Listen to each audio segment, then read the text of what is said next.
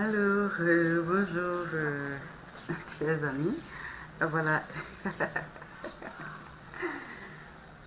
j'ai fait une lecture ce matin qui m'a ému, vraiment très ému. Il s'agit de l'histoire de ce juge en Israël, Gédéon. Voilà, je fais la lecture, certainement que vous suivrez avec moi. Juge 6, je lirai tout le chapitre. Les enfants d'Israël firent ce qui déplaît à l'Éternel, et l'Éternel les livra entre les mains de Madian pendant 7 ans. La main de Madian fut puissante contre Israël. Pour échapper à Madian, les enfants d'Israël se retirèrent dans les ravins des montagnes, dans les cavernes et sur les rochers fortifiés. Quand Israël avait sémé Madian, montait avec Amalek et les fils de l'Orient. Et il marchait contre lui. Il campait en face de lui, détruisait les productions du pays jusque vers Gaza et ne laissait en Israël ni vivre, ni brebis, ni bœufs, ni ânes. Car ils montaient avec leurs troupeaux et leurs tentes. Ils arrivèrent comme une multitude de sauterelles. Ils étaient innombrables, eux et leurs chameaux, et ils venaient dans le pays pour le ravager. Israël fut très malheureux à cause de Madian. Et les enfants d'Israël crièrent à l'Éternel. Lorsque les enfants d'Israël crièrent à l'Éternel au sujet de Madian, l'Éternel envoya un prophète aux enfants d'Israël. Il leur dit, ainsi parle l'Éternel, le Dieu d'Israël. Je vous ai fait monter d'Égypte et je vous ai fait sortir de la maison de servitude.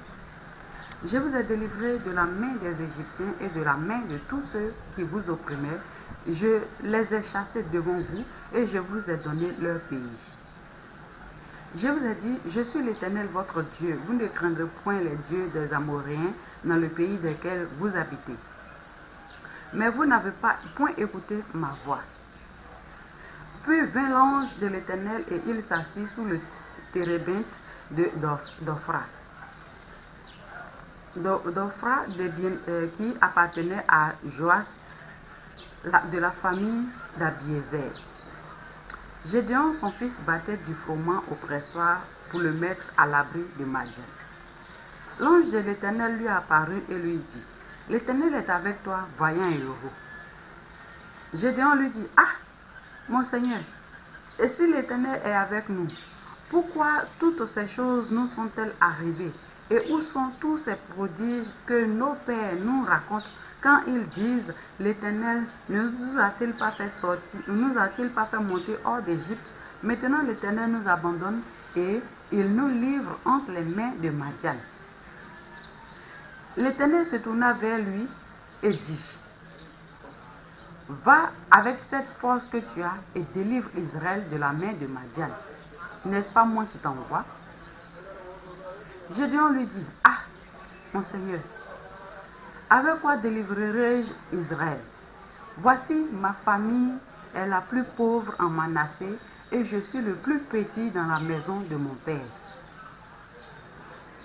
L'Éternel lui dit, mais je serai avec toi, tu battras Madian comme un seul homme. Gédéon lui dit, si j'ai trouvé grâce à tes yeux, donne-moi un signe pour montrer que c'est toi qui me parles. Ne t'éloigne point d'ici jusqu'à ce que je revienne auprès de toi, que j'apporte mon offrande et que je la dépose devant toi. Et l'Éternel dit, je resterai jusqu'à ce que tu reviennes. Gédéon entra, prépara un chevreau et fit avec un épha de farine des pains sans levain. Il mit la chair dans un panier et le jus dans un pot. Les lui apporta sous le térébinthe et les présenta. L'ange de Dieu lui dit, prends la chair et les pains sans levain, pose-les sur ce rocher et répands le jus. Et il fit ainsi. L'ange de l'Éternel avança l'extrémité du bâton qu'il avait à la main et toucha la chair et les pains sans levain. Alors il s'éleva du rocher un feu qui consuma la chair et les pains sans levain. Et l'ange de l'Éternel disparut à ses yeux. Gédéon, voyant que c'était l'ange de l'Éternel, dit: Malheur à moi, Seigneur Éternel, car j'ai vu l'ange de l'Éternel face à face. Et l'Éternel lui dit: Sois en paix, ne crains point, tu ne mourras pas. Gédéon bâtit là un autel à l'Éternel et lui donna pour nom l'Éternel paix. Il existe encore aujourd'hui à Ophra un qui appartenait à la famille d'Abiézer. Dans la même nuit, l'Éternel dit à Gédéon: Prends le jeune taureau de ton père et un second taureau de 7 ans, renverse l'autel de Baal qui est à ton père et abat le pieu sacré qui est dessus. Tu bâtiras ensuite et tu disposeras sur le haut de ce rocher un autel à l'Éternel ton Dieu. Tu prendras le second taureau et tu offriras un holocauste avec le bois de l'idole que tu auras abattu. Gédéon prit 10 hommes parmi ses serviteurs et fit ce que l'Éternel avait dit. Mais comme il craignait la maison de son père et les gens de la ville, il les exécuta de nuit et non de jour. Lorsque les gens de la ville se furent levés de bon matin, voici l'autel de Baal était renversé. Le pieu sacré placé dessus était abattu et le second taureau était offert en holocauste sur l'autel qui avait été bâti. Ils se dirent l'un à l'autre: Qui a fait cela? Et ils s'informèrent et firent des recherches.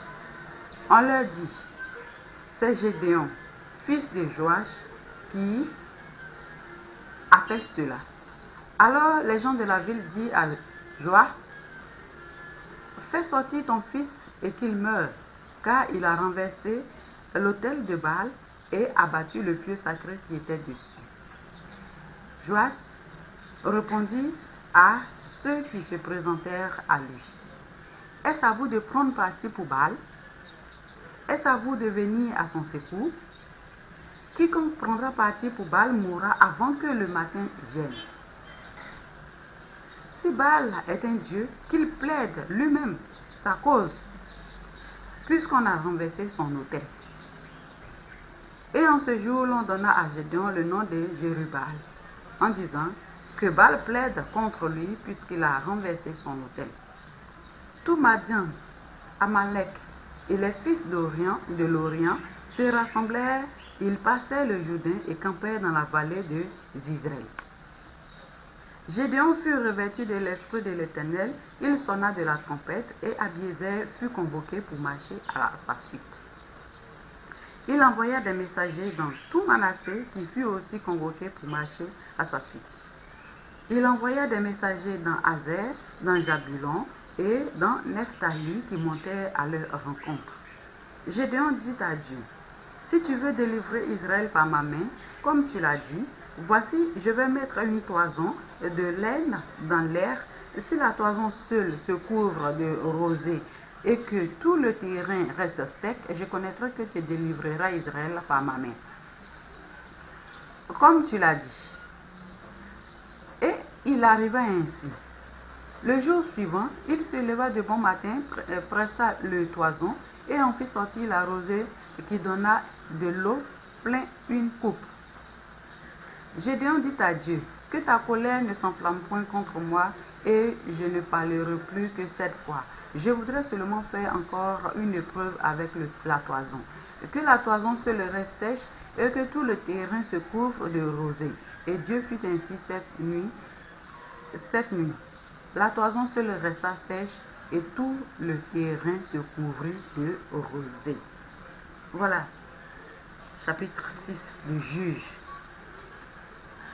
C'est une longue lecture, mais quand nous la faisons, je sais qu'elle édifie plus d'un. Nous allons suivre maintenant, développer le contenu.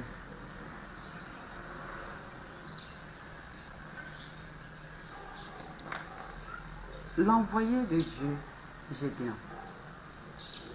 En ce temps, le peuple était dans une galère pas possible. Le peuple était dans des difficultés pas possibles, confronté à la mort, au service d'un autre peuple. Et l'Éternel va apparaître à Gédéon. pour manifester sa gloire à travers un faible homme. Suivons la suite dans la deuxième étape.